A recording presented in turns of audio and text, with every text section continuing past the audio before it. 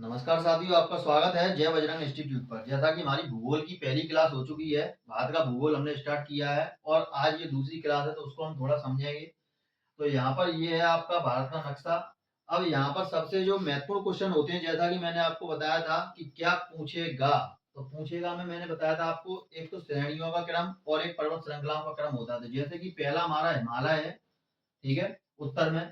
उसके बाद हमारा पश्चिम साइड में, उत्तर पश्चिम में हमारा कौन सा अरावली पर्वत श्रृंखला है। और इसके बाद फिर तुम्हारी आती है विंध्याचल पर्वत श्रृंखला, फिर आती है सतपुड़ा मैकल पर्वत श्रृंखला। ये दोनों ही पर्वत श्रृंखला ये हमारी कहाँ है, मध्य प्रदेश में है, और जो कि मध्य प्रदेश बीचा बीच में है, ठीक है। और ये विंध्याचल पर्वत श्रृंखला तुम्हारी गुजरात से होकर चली आ रही है, ठीक। तो यहाँ पर हम देखते हैं, तो ये हमारी पर्वत श्रृंखलाओं का क्रम क्या हो जाएगा, पहले नंबर पर आ जाएगा हिमालय, दूसरे नंबर पर आ जाएगा अरावली, तीसरे पर आ जाएगा विंध्याचल पर्वत श्रृंखला और चौथे पर आ जाएगा सतपुड़ा मैकल पर्वत श्रृंखला।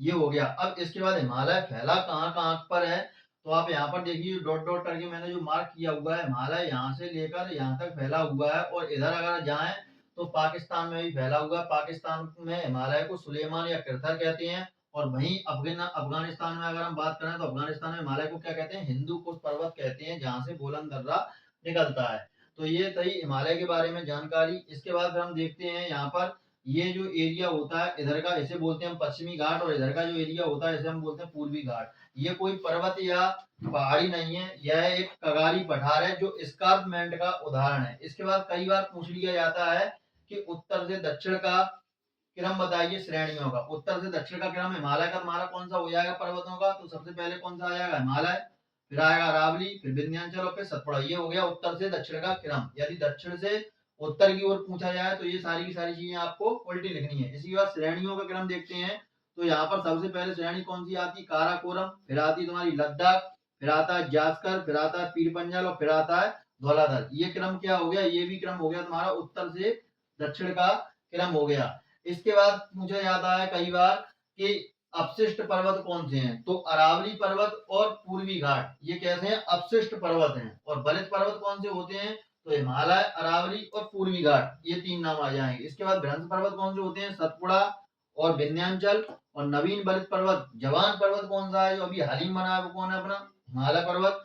इसके बाद फिर आता है तुम्हारा स्नेक लाइट पर्वत कौन से हैं, तो विंध्याचल और सतपुड़ा दो नाम आते हैं। और गैर विवर्तनिक प्रक्रिया से बने हुए पर्वत कौन से हैं, तो विंध्याचल पर्वत है जिसमें कोई विवर्तनिक हलचल नहीं हुई है। तो ये कुछ थे पॉइंट जिनके बारे में मैंने आपको बताया, क्योंकि आगे जब मैं हिमालय का विभाजन करूंगा तो आपको ये सारी की सारी चीजें नई नहीं लगेंगी। इसी तरीके से आपको ड्रॉ कर लेनी है सारी चीजें। इसके बाद हम चर्चा करते हैं पृथ्वी के कैलेंडर की तरफ। जैसे कि हमारा जनवरी फरवरी कैलेंडर है, इसी तरीके से पृथ्वी का कैलेंडर है। और पृथ्वी के उस कैलेंडर में हर युग और हर कल्प के बारे में बताया गया है कि हिमालय किस युग में बना, अरावली किस युग में बना, तो उस कैलेंडर को भी हम बताएंगे। फिर उसके बाद हम हिमालय का निर्माण करेंगे, तब आपको समझने में बहुत ही अच्छा लगेगा, क्योंकि समझने वाली क्लास हमारी वहीं से स्टार्ट होगी। यहाँ पर आपको सिर्फ लिखते चलना है और उस क्लास में आपको मजा आएगा। तो इसको नोट कीजिए। इसके बाद में हिमालय का जो पृथ्वी का जो कैलेंडर है वो मैं आपको यहाँ पर लिखकर बता रहा हूँ। देखो ये है पृथ्वी की समय सारणी, जैसा कि यहाँ पर आप देख रहे हैं, एजोइक, पेलियोजोइक, मेसोजोइक और जोनिक। जैसे हमारे जनवरी फरवरी मार्च अप्रैल 12 महीने होते हैं, इसी तरह से हम इनको मानेंगे। ये पहला महीना, ये दूसरा महीना, और ये मान के चलिए, ठीक है, या साल मान लीजिए। और ये इनके अंदर कौन है, महीने हैं। जैसे मान के चलिए ये अगर इनको आप साल मानना है, कल्प मानना है, तो ये क्या होगा, इनके अंदर महीने हो गए। जैसे हमारे कैलेंडर में साल होती है, साल के अंदर महीने होते हैं, महीने के अंदर दिन होते हैं। इसी तरीके से ये पृथ्वी का कैलेंडर है। और इसमें तुम्हारे चार कल्प हैं। कौन कौन से, एजोइक, पेलियोजोइक, मेसोजोइक और जोनिक। क्या है, ये चार कल्प हैं, चार कल्प। अगर हम अपनी बात करें कल्प यानी कि हमारे बात करें तो ये क्या होगा, इस साल, ठीक है। अब इसके बाद इनके अंदर ये महीने हैं। अब जैसे कि एजोइक में प्री कैम्ब्रियन, ठीक है, प्री कैम्ब्रियन है, यहाँ पर प्री कैम्ब्रियन करना। एजोइक में क्या है, प्री कैम्ब्रियन, आर्कियोजोइक, प्रीटो रोजोइक। तो इसमें देखो आपको दो ये याद नहीं करने हैं, मैं आपको बता रहा हूँ। सिर्फ आपको ये याद करना है प्री कैम्ब्रियन युग में क्या बना। तो जो प्री कैम्ब्रियन युग है इसमें बना है हमारा अरावली पर्वत। क्या बना है, अरावली पर्वत। और प्री कैम्ब्रियन युग में जिसका निर्माण हुआ उसमें खनिज नहीं है, तो यहाँ पर अपन क्या लिखेंगे, इसमें खनिज नहीं है, खनिज नहीं है। इसके बाद फिर आता है पेलियोजोइक। पेलियोजोइक में आपका कैम्ब्रियन है, आर्थिबिप्सन है, सिलूरियन है, डेवोनियन है, कार्बोनिफेरस है और पर्मियन है। इसमें आपको सिर्फ दो दिमाग में रखने, पहला है कैम्ब्रियन, इसमें क्या बना आपका विंध्याचल पर्वत और सतपुड़ा, विंध्याचल और सतपुड़ा पर्वत ये इस युग में बने हैं। जैसे किसी बच्चे का जन्म होता है भैया कौन से महीने में हुआ, तो ऐसे विंध्याचल और पर्वत का, जैसे सतपुड़ा पर्वत का जन्म कब हुआ, कैम्ब्रियन युग में हुआ, और अरावली का कब हुआ, प्री कैम्ब्रियन युग में हुआ। इसी प्रकार तीसरा है हमारा मेसोजोइक कल्प। और मेसोजोइक कल्प में तीन है आपके, ट्रियासिक, जुरासिक और क्रिटेशियस। अब इसमें हमको सिर्फ क्रिटेशियस याद रखना है, क्योंकि क्रिटेशियस युग में हमारे मालवा के पठार का जन्म हुआ है। मालवा का पठार कब बना, क्रिटेशियस युग में बना। जुरासिक में अगर तुमको ध्यान हो, डायनासोर की मूवी बनी है जुरासिक पार्क, तो इस काल में डायनासोर हुआ करते थे, जो लगभग 8-10 हजार साल पहले की बात है।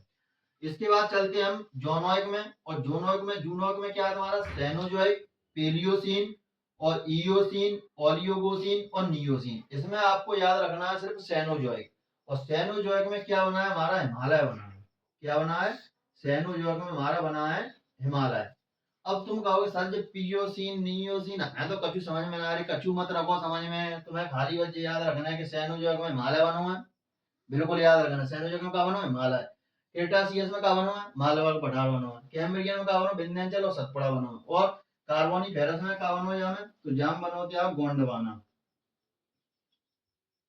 गोंडवाना सेल समूह। और जहां कार्बोनिफेरस की बात आया वहां क्या मिलेगा, कोयला। ठीक है, तो इस युग में क्या मिल रहा है तुम्हारा, कोयले की प्राप्ति अपन को हो रही है। ठीक है, तो ये आपको पृथ्वी की जो समय सारणी है उसको याद नहीं करना, सिर्फ मैं बता रहा हूं आपको एक प्री कैम्ब्रियन और कार्बोनिफेरस, कैम्ब्रियन, क्रेटासियस और सेनाजोइक, ये आपको बस रट्टा मारने ढंग से, बाद बाकी के छोड़ दो। ज्ञान के लिए अगर लिखना है पूरा कैलेंडर लिख लो, कोई पूछे कि भाई पृथ्वी का कैलेंडर कैसा है, तो ये है। अब हम चर्चा करते हैं आगे के पॉइंटों पे, इसको आप नोट कीजिए।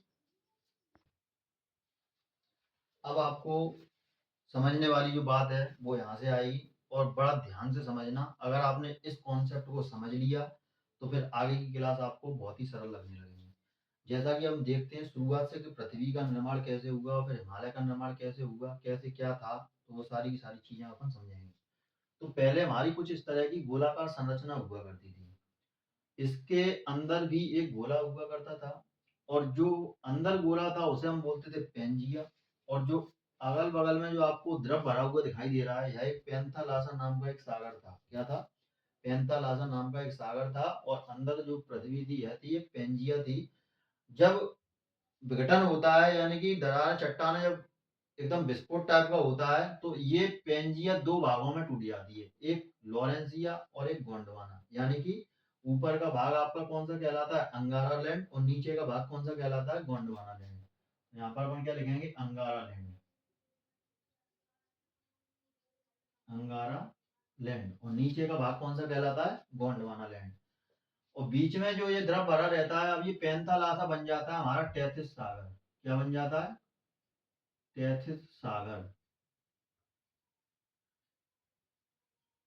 ठीक, पहले संरचना कैसी थी, गोलाकार संरचना थी, और उसके अंदर एक गोला था, उसे हम पेंजिया नाम से जानते थे। और इसके आसपास जो सागर रूप में था, उस सागर का नाम क्या था, पैंथालासा था। प्लेटों की टक्करें हुई और विस्फोट हुआ, भयानक विस्फोट के कारण ये पेंजिया दो भागों में बट गया। ऊपर वाला भाग अंगारा लैंड जिसे हम लॉरेंसिया बोलते हैं, नीचे वाला भाग गोंडवाना लैंड के रूप में अलग हुआ।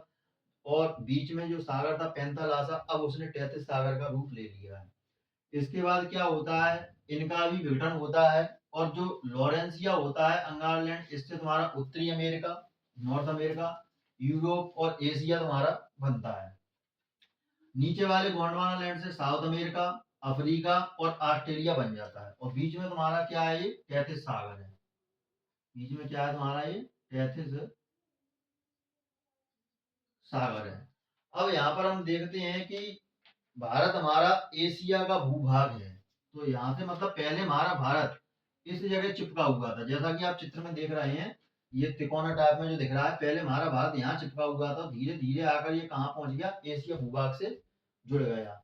अब यहाँ पर हम देखते हैं हमारा क्या बन गया, उत्तरी अमेरिका बन गया, दक्षिणी अमेरिका बन गया, यूरोप बन गया, एशिया बन गया और ऑस्ट्रेलिया बन गया और अफ्रीका बन चुका है। अब इसके बाद हम देख लेते हैं, ये वाली स्थिति पर चलते हैं। अब हम तो ये वाली स्थिति पर देख लेते हैं। तो जैसे ये दिशा है तुम्हारी उत्तर और ये दिशा है तुम्हारी दक्षिण और ये है दिशा तुम्हारी ऊपर पश्चिम और नीचे वाली दिशा है पूरब। जैसे मान के चलिए ये तुम्हारे पास मैप है, ठीक है, ये एक मैप है और ये मैप तुम्हारा मतलब ऊपर दिशा कौन सी होगी, उत्तर, नीचे कौन सी होगी, दक्षिण, इधर कौन सी होगी, पश्चिम, उधर कौन सी होगी, पूरब। अब इसी मैप को मैंने ऐसे लेटा दिया, तो यहाँ पर दिशा कौन सी होगी, दक्षिण, और यहाँ पर दिशा कौन सी हो गई, उत्तर, और ऊपर दिशा कौन सी हो गई, पश्चिम, और नीचे कौन सी हो गई, पूरब। अब यहाँ पर क्या होता है, जो नीचे वाला हिस्सा रहता है भारतीय उपमहाद्वीप का हिस्सा रहता है, ठीक है, गोंडवाना लैंड का, क्योंकि हमारा भारतीय उपमहाद्वीप गोंडवाना लैंड का भूभाग है, जो कभी एशिया का हुआ करता था, एशिया से धीरे धीरे चिपक कर आया। अब यहाँ पर हम देखते हैं ऊपर का जो भाग है वह कौन सा, यूरेशिया, जैसा कि यहाँ पर दिख रहा है एशिया या यूरेशिया। तो अब बीच में क्या है, बीच में तुम्हारा 33 सागर है, जैसा मैंने बताया अभी। और जो 33 सागर है, कोई भी नदी हो या सागर हो, उसके किनारे पर जब अपन देखते हैं तो किनारे जो होते हैं, तो किनारे पर क्या इकट्ठा होता है, मिट्टी इकट्ठी होती है किसी सागर द्वारा लाई हुई, उसको हम क्या बोलते हैं, अवसाद। क्या बोलते हैं, अवसाद। तो ये किनारे वाला भाग है, इसको क्या बोलते हैं, अवसाद। इन्हीं अवसादों को क्या कहते हैं, भूसन्नति, यानी कि पर्वतों का पालना कहते हैं। कैसे कहते हैं, क्योंकि ये यहाँ पर टक्करें हो रही हैं, इधर उत्तर दिशा, वो दक्षिण दिशा, और ये ऊपर उत्तर दिशा, यानी कि दक्षिण की तरफ से, जैसे कि मान के चलिए ये तुम्हारा उत्तर दिशा, ये दक्षिण दिशा। अब मैंने ऐसे लिटाया, तो अब यहाँ पर जैसे टक्करें हो रही हैं, मतलब जोर दिया जा रहा है ऊपर वाली प्लेट पर, तो ऐसे अपन जोर देंगे तो इसका क्या होगा, उठ जाएगा। तो वही कंडीशन यहाँ पर बनी, देखिए यहाँ पर ये हिस्सा दबा हुआ और यहाँ पर ये हिस्सा उठ गया, यहाँ पर ये हिस्सा क्या हो गया, उठ गया, यानी कि जोर पड़ा।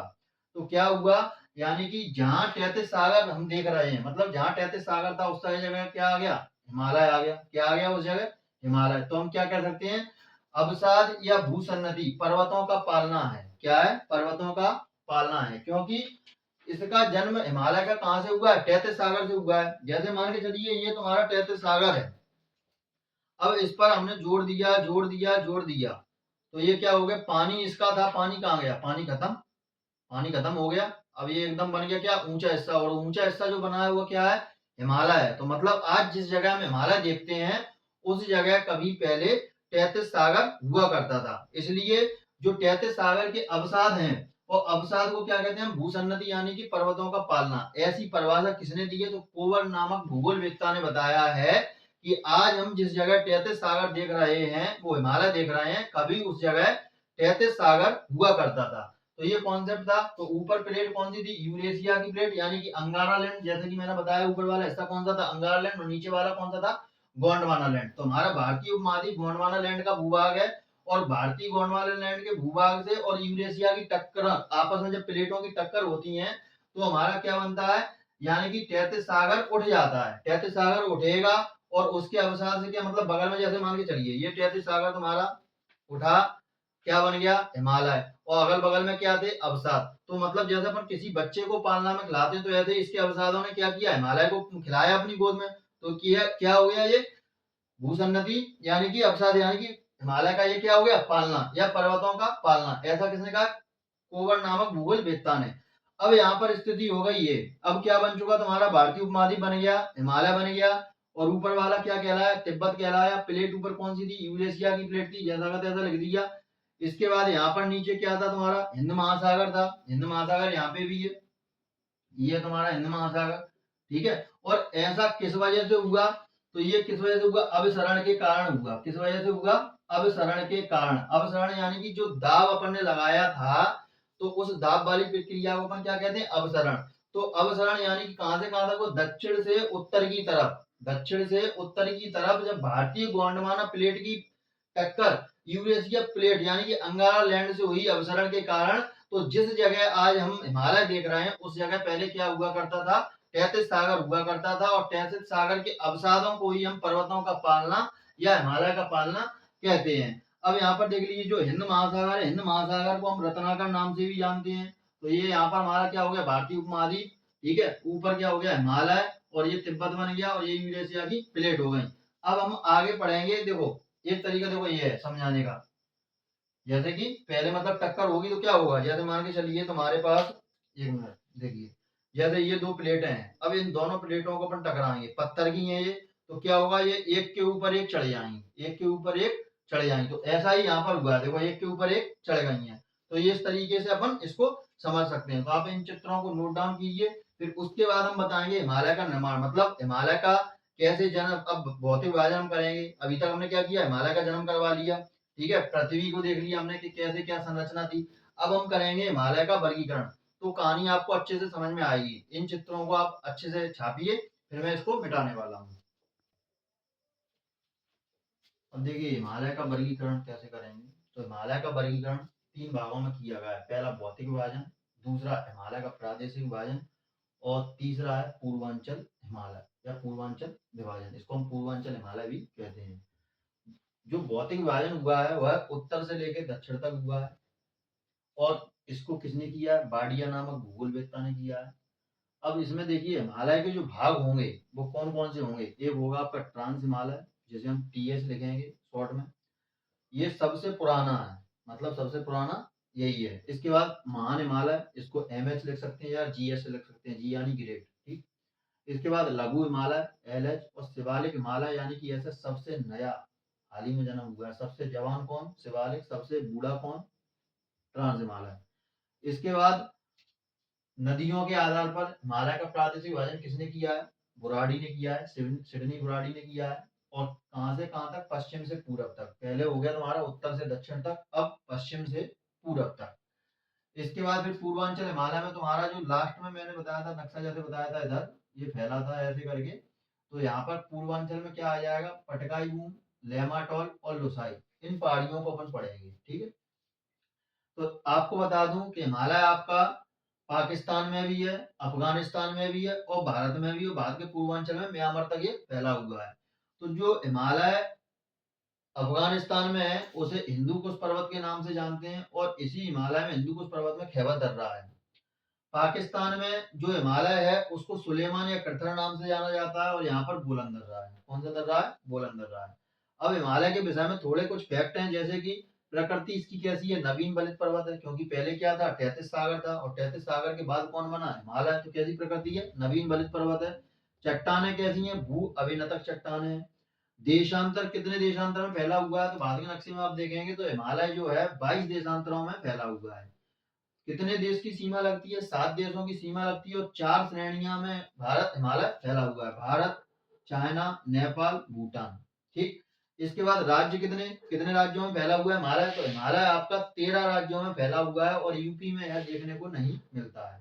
तो ये थे हिमालय से संबंधित फैक्ट। अब इसके बाद हम इनका जब वर्गीकरण करेंगे तो आपको नाम नए लगेंगे नहीं, तो हम एक एक करके श्रेणी उठाएंगे। पहला हम किसको करेंगे, पहला हम भौतिक विभाजन को पढ़ेंगे, उसके बाद हम पढ़ेंगे नदियों के आधार पर पश्चिम से पूर्व तक, और फिर पढ़ेंगे हम पूर्वांचल। तो 3 पार्टों में हमको हिमालय को पढ़ना है, और हिमालय से क्वेश्चन अच्छे बनते हैं। उसके बाद हम पढ़ेंगे चोटियां, जैसा कि मैंने आपको बताया था फर्स्ट पार्ट में कि क्या पूछेगा, तो पर्वत पूछेगा, चोटी पूछेगा, कहाँ उपस्थित है चोटी, और क्रम पूछेगा, क्रम मैंने आपको बता दिया। और उसके बाद अगर जैसे कोई आपसे क्रम पूछे, हिमालय का क्रम उत्तर से दक्षिण, तो क्या क्रम होगा, उत्तर में पहले कौन सा आएगा, ट्रांस, फिर कौन आएगा, महान, और फिर आएगा लघु, और फिर कौन सा आएगा, शिवालिक। तो ट्रांस, महान, लघु और शिवालिक, ये क्रम कहां से कहां तक हो गया, उत्तर से दक्षिण का क्रम हो गया, ठीक है। तो इसको नोट कीजिए, आगे पॉइंटों पर चर्चा करते हैं हम।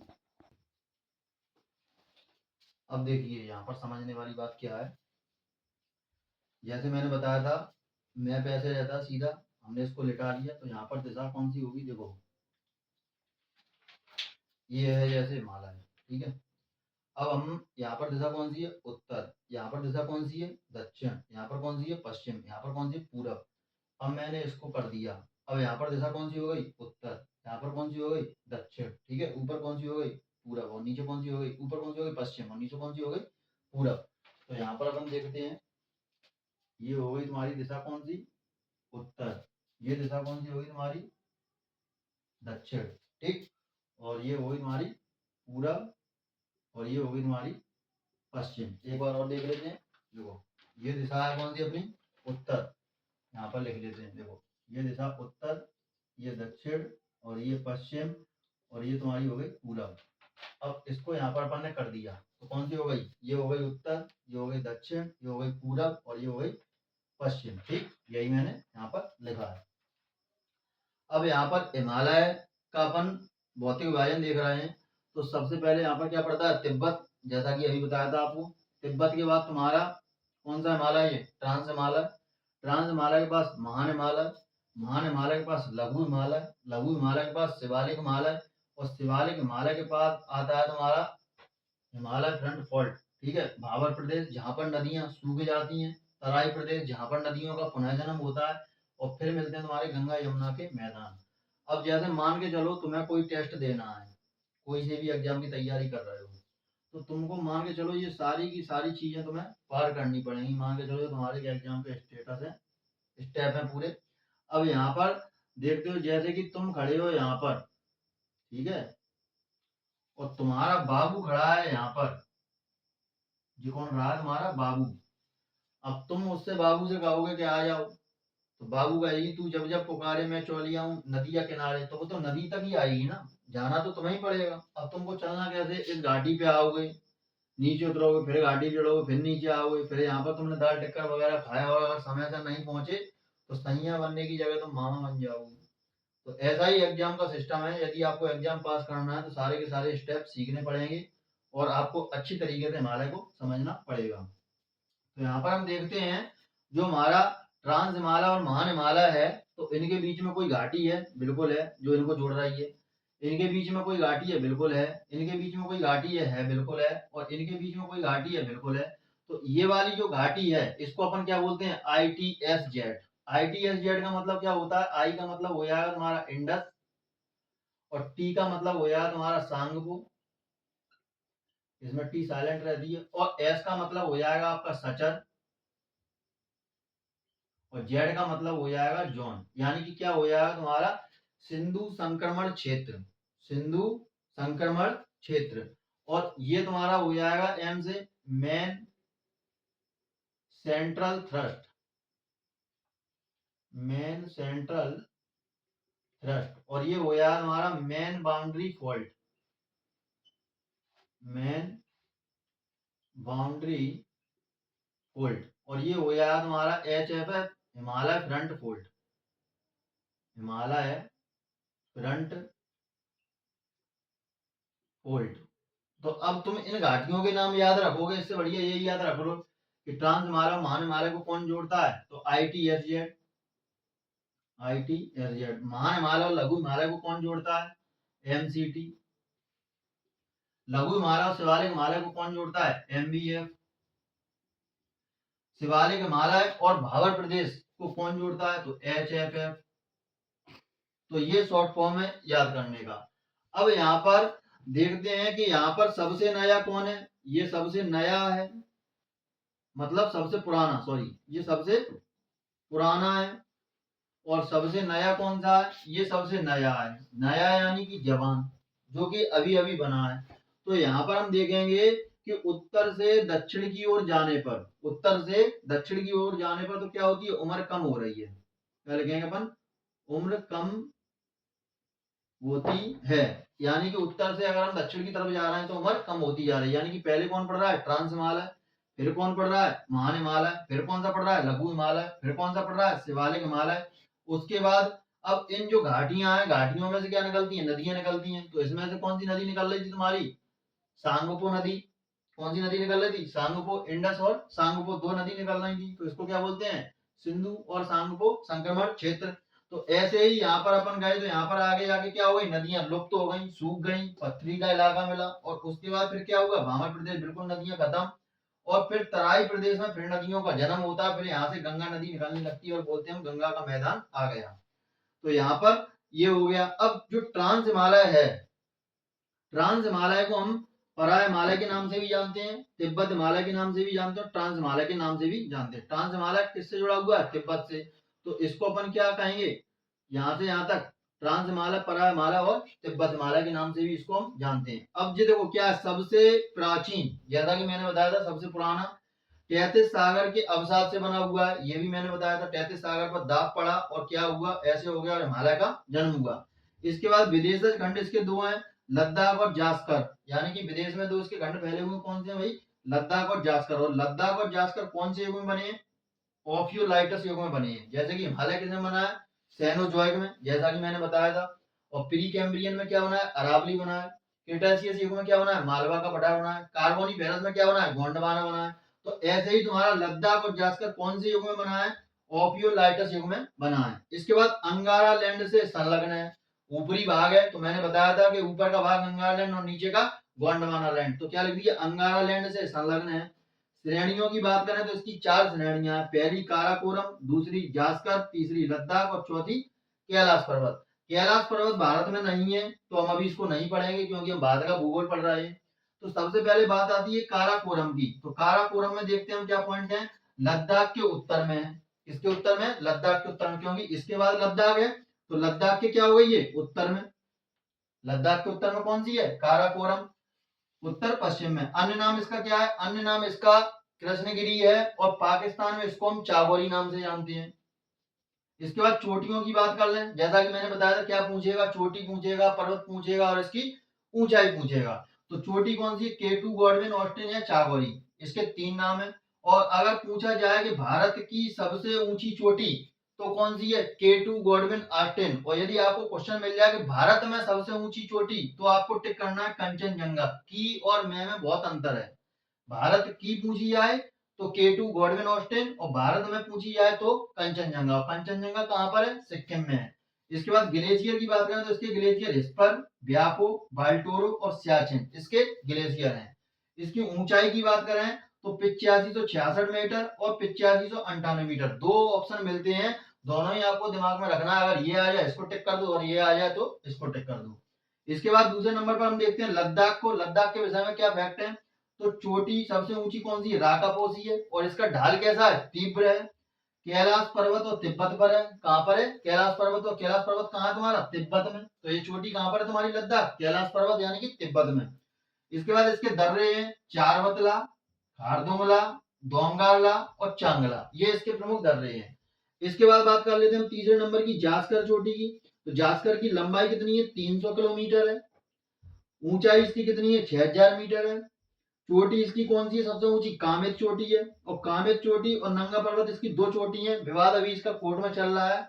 मतलब अगर तुम्हारे पास ऑप्शन में कामित आए तो कामित लगाना है, नंगा पर्वत आए तो नंगा पर्वत। क्वेश्चन कैसे बनेगा कि जास्कर श्रेणी की सबसे ऊंची चोटी कौन सी है, तो कामित आए तो कामित लगा देना, नंगा पर्वत आए तो नंगा पर्वत लगाना। दोनों आए तो ऑप्शन होगा ए और बी दोनों, और अगर तीसरा ऑप्शन हो तो अपने हिसाब से मैनेज कर लेना। इसके बाद तुम्हारा ठंडा स्थान क्या है, तो ठंडा स्थान यहाँ पर जो सबसे ठंडा स्थान है उसे हम द्रास नाम से जानते हैं, और द्रास ही लद्दाख का प्रवेश द्वार है। क्वेश्चन बनता है कि लद्दाख का प्रवेश द्वार किसे कहते हैं, तो द्रास को हम लद्दाख का प्रवेश द्वार कहते हैं। इसके बाद इसके दर्रे देख लेते हैं, दर्रे क्या है इसका, सिपी कला और लिपुलेख यहाँ के 2 प्रमुख दर्रे हैं। अब यहाँ पर हम देखते हैं और एक चीज, यहाँ पर देखिए, यहाँ पर कहाँ गया तुम्हारा सियाचिन, ये देखिए एक पॉइंट यहाँ पर और रहेगा। काराकोरम में यहाँ पर देखो जो ग्लेशियर बताए थे, स्पर, ब्यापो, बाल्टोरो और सियाचिन। तो सियाचिन में एक फैक्ट और है, 13 अप्रैल 1984 को यहाँ पर मेघदूत ऑपरेशन चला था, और इसी वजह से 13 अप्रैल को, हर 13 अप्रैल को सियाचिन दिवस मनाया जाता है। इस चीज को आप यहाँ पर नोट डाउन कर लेना। तो ये था हमारा हिमालय का पहला पार्ट। अपन ने क्या पढ़ लिया, ट्रांस हिमालय पढ़ लिया, ट्रांस हिमालय की चोटियां पढ़ ली, दर्रे पढ़ लिए। तो मैंने आपको क्या बताया था पहले पार्ट में कि क्या पूछेगा, चोटी पूछेगा, दर्रे पूछेगा, और इसकी ऊंचाई पूछेगा और स्थिति पूछेगा। तो ये सारा का सारा फैक्ट मैंने आपको यहाँ पर कवर कर दिया। अब अगले वीडियो में महान हिमालय, लघु हिमालय को कवर करने की कोशिश करेंगे, ठीक है। मतलब सोचेंगे कि एक ही वीडियो में पूरा मटेरियल आपका हो जाए। तो यहाँ आपको जितने भी फैक्ट आपको लिखाए वही फैक्ट पर्याप्त है, किसी दूसरी बुक के पीछे मत भागना। हाँ, लूसेंट आप पढ़ सकते हो जो आपकी दरारें भरने का काम करेंगी। और सलाह आपको यही दूंगा कि जैसे मैं आपको हिमालय आज पढ़ा रहा हूँ, तो आपको हिमालय के ऑब्जेक्टिव जरूर लगाने। इससे क्या होगा, आपका माइंड क्लियर हो जाएगा, और प्रीवियस ईयर के क्वेश्चन आपको जरूर देखने हैं, कम से कम 5 साल के देखिए, अगर 10 साल के नहीं देख पाते हैं तो। इससे आपकी समझ विकसित हो जाएगी, और आपको पता चल जाएगा हम सही रास्ते पर चल रहे हैं और सही दिशा में पढ़ रहे हैं। क्या है, अपन को फालतू का कचरा नहीं पढ़ना है, अपन को उतना ही पढ़ना है जिससे हमारा सिलेक्शन हो सके। तो मिलते हैं अगले वीडियो में, तब तक के लिए जय हिंद, जय भारत।